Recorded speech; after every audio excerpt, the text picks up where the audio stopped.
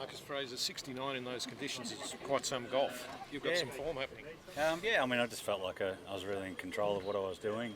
I don't think anyone's in control of their game out there, but you know, I felt like I was in control of what I was trying to do, and you just got to let it go and see what the wind does to the ball in the air. And you know, I felt like we did a really good job of gauging where the wind was at and where we're trying to land it, and really had a good feel for the golf course, which is pretty important on a day like today. How hard? How hard is it? How hard was it out there? How hard is it?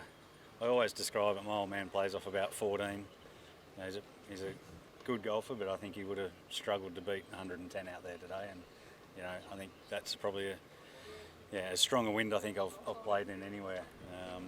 It's lucky the greens are a little bit slower, because I think the ball would be moving around if it wasn't.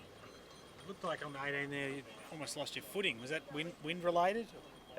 Even for a big bloke like me to lose my footing, if the wind's blowing me over, it must be strong. So there's plenty of girth there to keep me pretty balanced, but not today. You said before on TV that borderline unplayable.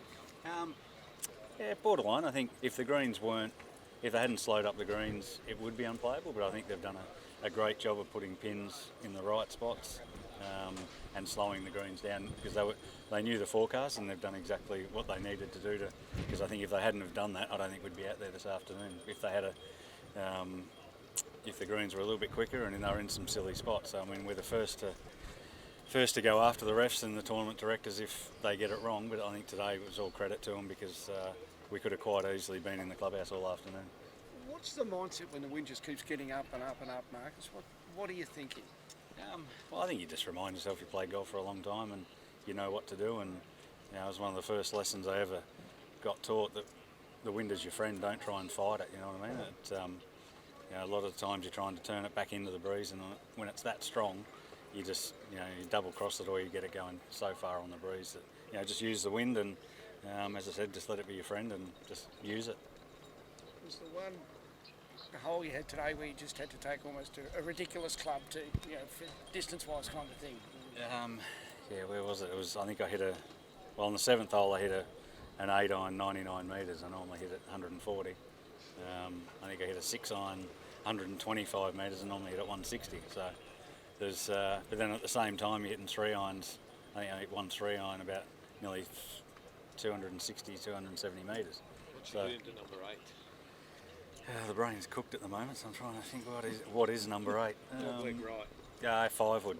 Yeah. So I hit probably nearly one of my best shots of the day. Came up on the front left edge and didn't get up and down.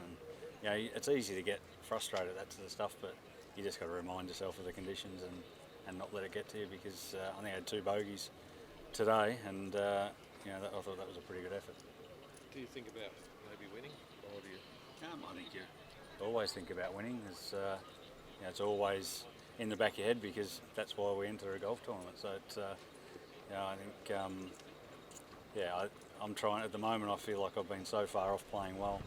I've got some other things that I'm working on. I'm sort of trying to concentrate on doing that and forget about what the outcome is, whether it's good or bad. So I feel like I'm trying to put some things in place to get me back playing not only the way I want to play, but the way I know I can play, which is, I've played at a very high level for a long time, been fortunate to do that, and I think I'm putting things back in place to get back to feeling comfortable on the golf course. And there's a really good irony in all of this, because if you win tomorrow, you'll get a European card.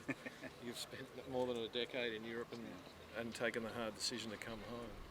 It's ironic, isn't it? Yeah, absolutely. It would be ironic. Yeah, I mean, at the end of the day, I love playing golf, so that's why I'm here this week. I think it's all credit to to Simon Brookhouse and all his team to turn this into a European Tour event with the Australian Tour, and it's just growing from strength to strength, and hopefully it gets bigger and better, because it's got a lot of momentum at the moment, that's for sure. Thanks, Marcus. Cool. All right.